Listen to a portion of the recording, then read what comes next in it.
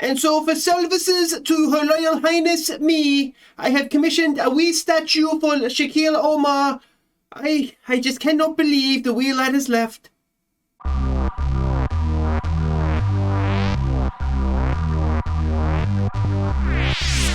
Hey guys, I'm Aussie Villain and welcome back to Queen of the South. It's a brand new season 7, episode 1 today, and we will get the Premiership season underway against Rangers, a big test first up there, and then Champions League qualifiers begin, the first leg against Spartak Moscow, and I believe we're away from home for that one.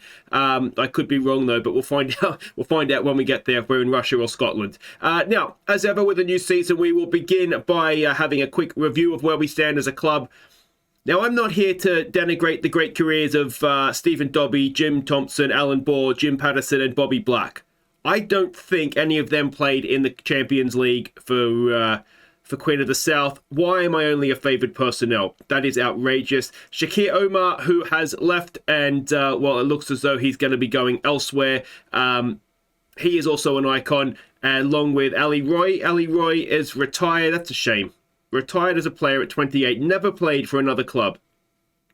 I cannot believe that happened to him. But anyway, so Ali Roy is gone. And Jamie McGrath, who, of course, in yesterday's episode, we sold off to Young Boys as well. If you haven't seen yesterday's transfer special, or last episode's transfer special, I would recommend going to have a look at that. It was a very, very busy summer for us indeed. If we look at the other thing I should probably point out here is our new captain, vice-captain. So Andrew Walker is the new captain, 16 leadership. A regular in the first team, 21, maybe a little bit younger than ideally we'd like our captain to be, but that's fine. And the vice captain is Omar Bermudez. Again, leadership at 16, not necessarily the sort of player you want to be a captain, but he has the attributes to do it, and maybe it'll kick him on to the next level. I'm expecting a decent season from him this year, actually, so let's hope he picks up where he left off last season.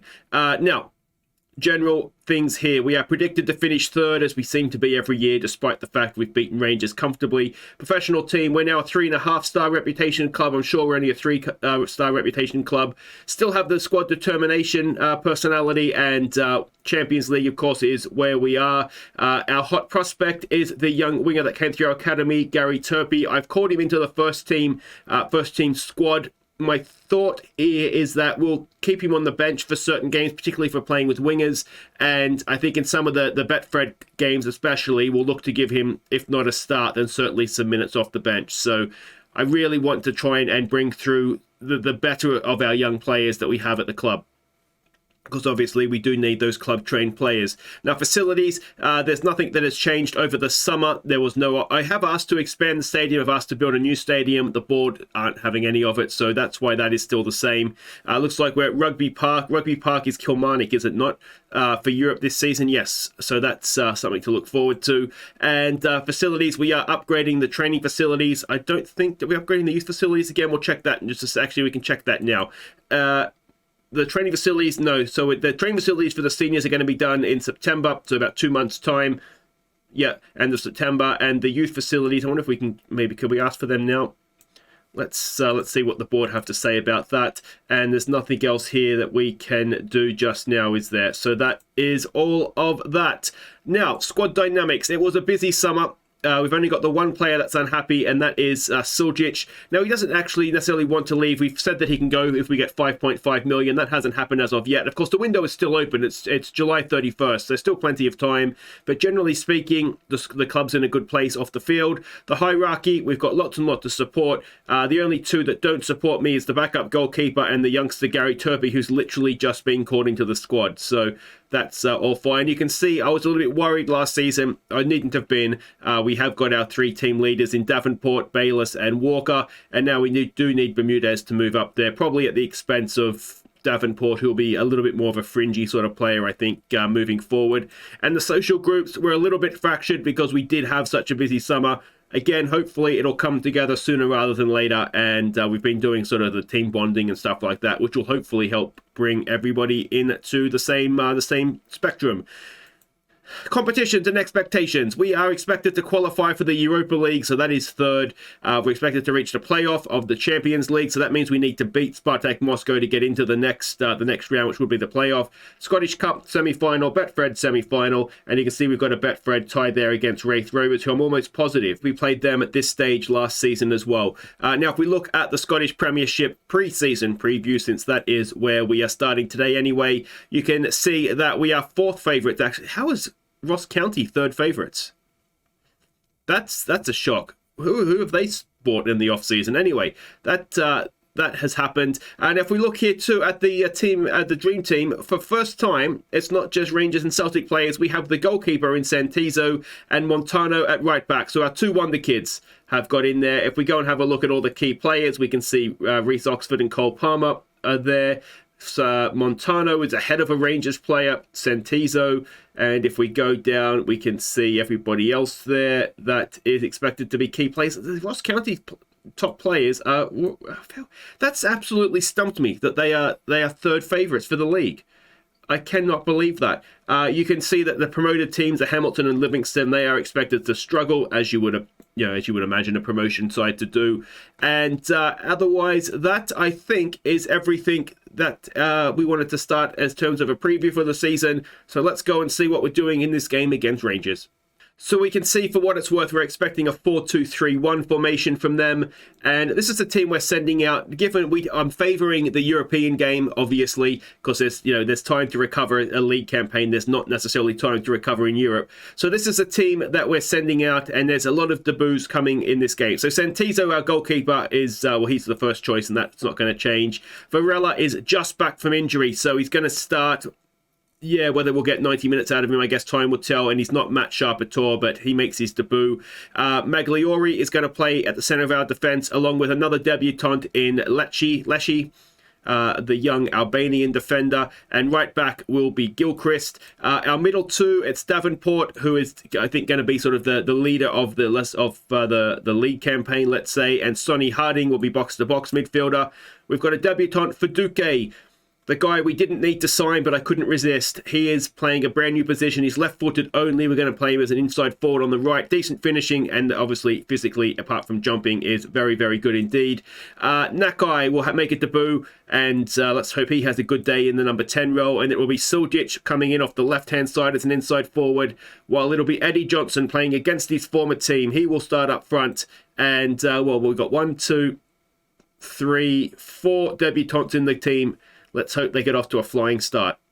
All right, so we can see the team sheets there. Gattuso has somehow managed to stay their manager. I don't know how he's managing to do that, but he is. There's no glaring changes there, but of course at this point there could be 1 or 2 regens that come in that are quite good. Let's just say go out there and impress me today. Oh, no, what did I actually say? The bottom one, whatever that was. Have fun, I think is what I actually said. The top one was go out there and impress me, wasn't it? All right, and here we go. Now, if we can get a win, we are at home still, but if we can get a win against Rangers with what is effectively our second 11, albeit there's some very good players in there that may well become first teamers, there would be an absolutely stunning start to the league campaign for us. Suljic with the ball now in for Harding. Eddie Johnson gets a crawl across for Duque. Can he get across it? Now, only left-footed, of course. His right leg is barely for standing on. Davenport back to Nakai. Harding, Davenport, Lecce. I'm excited to see what he can bring to the team. I really do think he could be a good player for us. Magliori, who we know is quick, gets it wide there for Suljic. Back to Nilton. Is Nilton his first name or his second name? Anyway, we'll learn it as we go. Suljic, back for Johnson. Eddie Johnson against his former team. And in the third, or maybe the 4th minute of the game, we have taken a lead. And that is wonderful football as well. And they don't look like a team of players who haven't played together before, do they? That's probably because they played some games in pre-season. But some excellent first-time football, one-touch football. And Suljic, he could be good this year as well, couldn't he? There's still, if that bid of 5.5 comes in, we did have bids for him and I sort of offered him out.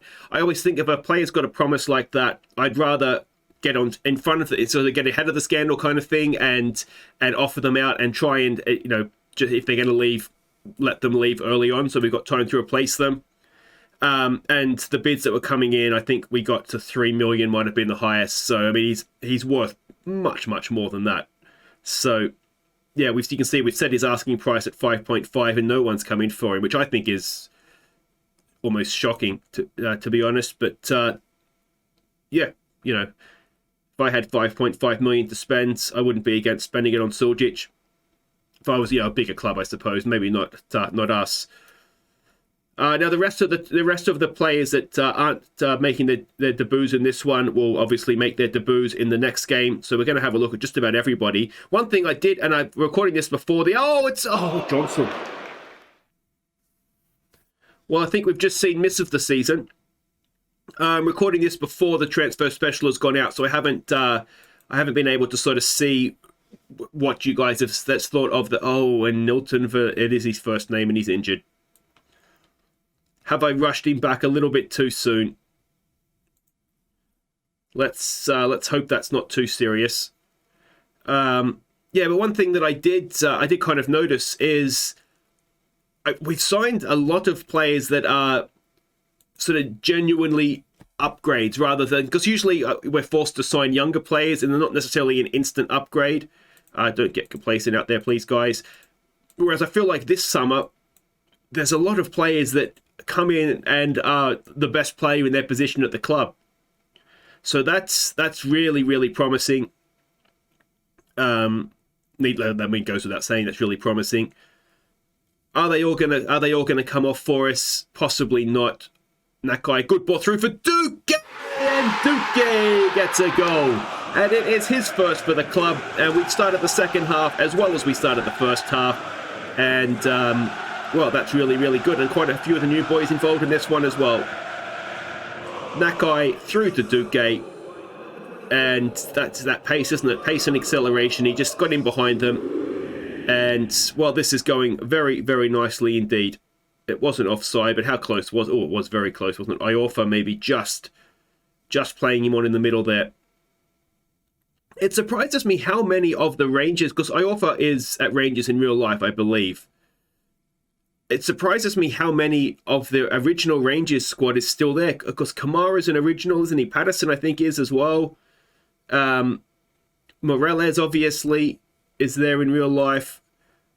So for whatever reason, and maybe it's intentional, I mean, they are good players, but they don't seem to be upgrading their squad that much. So I wonder if maybe us taking second in the league is just starting to impact what they're able to do in terms of signing players. But yeah, I just find it strange that there's so many when you compare it to the Celtic squad, and I don't think there's many that are left. Now what we might look to do here, 2-0 up with a little bit to play. We've got another of the new boys on the bench in Genoa. We might look to just make a change here. We'll give Turpey a debut, we'll give Genoa a debut, and we'll just try playing with just out-and-out wingers as opposed to the inside forwards. And I just want to see how that goes against someone like Rangers, playing with that little bit of extra width as well. Now, you'll may remember that there was 2 left wingers that came through the intake. The German winger, I'm looking to get him sent out on loan for the season, because it's going to be difficult to sort of blood 2 youngsters. Oh, Magliori, is it hit the bar, has it? It's going to be really difficult to blood 2 left wingers at the same time. So what I'm thinking is if we can get him out on loan, that's a stunning start to the season, just quietly. Look at that. Absolutely destroyed Rangers. And like I say, I don't understand how Gattuso still has a job. So there we go. A very, very promising start to the season. Celtic and Livingston. Well, so both the promoted teams played each other, and well, it only went one way, that one, didn't it? But Johnson gets one over on Rangers. It is 3 to 6 weeks. Is he going to be a little bit of a stick note? I wonder if that's why we got him so cheap, because we only paid about £1 million for him. Didn't we? Was it 1.1? 1.2. So I wonder if, he is maybe a little bit of a sick note. But Nakai impressed us on debut, and there was a lot of debutants in that team, and we absolutely spanked Rangers. They didn't have a shot on goal, certainly not on target. So a lot of promising signs there. But guys, let's hope we can transfer that form over to Europe. Wait right there, because we'll be about to face Spartak Moscow. Okay, welcome back. We're about to get our Champions League qualifying campaign underway. Now, they have done the draw for the playoff round, and we will get the winner of the tie above us, PSV versus Basel, if we are to get past Spartak Moscow here. Now, let's have a look here. We're expecting a 4-2-3-1 formation from them, and this is the team that we're sending out. It is, it's all changed. It's Santizo in goal, Vazquez, Walker, Bernard, and Montano as the back four. It's Bayless, Paredes, and Imbira in midfield, so two debutants there. Bermudez in behind. The third of our debutants, Angus and Lutzi. Angus, of course, is our club record transfer, and, well, let's hope he gets himself off to a wonderful, wonderful beginning at Queen of the South. All right, so we can see the team sheets here. Do we recognize any names there? Lassina Traore. Is he the guy that's really, really tall? Oh, no, he'd be retired by now, wouldn't he? Lassina Traore definitely sounds familiar. Shitov on the bench as well. Everyone expects this pile of pressure on. There's no pressure on us, I should say. We'll go with that one. We seem to play well when we do take a little bit of pressure off us. And of course, Paredes, he played for Zenit St. Petersburg, didn't he? So a return to Russian football for him. And, well, we can only dream of having... They've played a little bit differently to what we were expecting them, and more defensively minded. The scouts said that they would possibly be playing on the break as well, on the counter-attack. So we've set up a little bit deeper to try and prevent them from doing that. And really, I mean, there's no away goals anymore, so we just need to get through the game as best we can in the best position we can, and well, then we can go from there, can't we? The two big omissions from the European squad, Sonny Harding and Dominic Thompson, I just couldn't fit everybody in, so we haven't picked those two. I do wonder a little bit now, actually, with Varella's injury, if I maybe should have put Thomas in and taken him out, but he should be back relatively soon. And of course, if we need someone to play at left back, we know that Montano can switch over as well. Two of the new boys there in midfield exchanging passes. New club captain Walker as well. Vazquez getting himself forward, which is good to see. There's a nice pass. Lutzi back to Vazquez. So far, this has been a nice little move. Can we get the cross in now? No, it's picked off. Vazquez picks it back, though. It's there for Angus, and Angus gets himself a debut goal. Jonathan Angus, the record signing. It's 1-0 in Russia. And that is exactly what we wanted. It was a good move until this happened just here, but then Vazquez straight back, picked their pockets. Lutzi picked out his new strike partner, and SHAKUR as Jonathan Angus gets himself off to a goal-scoring start. Exactly what we wanted. Let's give them some praise. And we've got another highlight here. Bernard on the ball. Bernard goes back to Walker. Walker gets it forward. It's a good ball for Vazquez. He's looking dangerous on a booking, though. We don't need him getting himself sent off. Another cross in. Lutzi with a header. He's off the crossbar. And, well, it's a little bit unlucky. It was going so well until that particular moment. I think this might actually match up okay with us. Them having so many men in midfield in a defensive position. The fact that we're looking for the overlap, we might be able to sort of suck them all in, and then there's a ball over the top for Angus. Angus with a good first touch. Does he have a good finisher? Oh, that is stunning. What have we signed? Jonathan Angus with a second goal. And it's 2-0, but what about that? The first touch was brilliant, and the composure in front of goal. That's very exciting. Look at this first touch. Took the defender out of it, and then, oh, that's really, really good striking, isn't it? I cannot go on enough about how good that was. Let's give them some praise. It dawns on me now, having seen that, I forgot to say who won goal of the season. I'll do that next episode. Hopefully I remember, so we can see who you guys have voted. I forgot to check. I haven't checked yet, so I can't even tell you who it is. Lutzi to Paredes. Oh, this is good. This is really good. Angus on a hat-trick now, of course. And, well, what is most exciting about this is Montano gets himself in behind.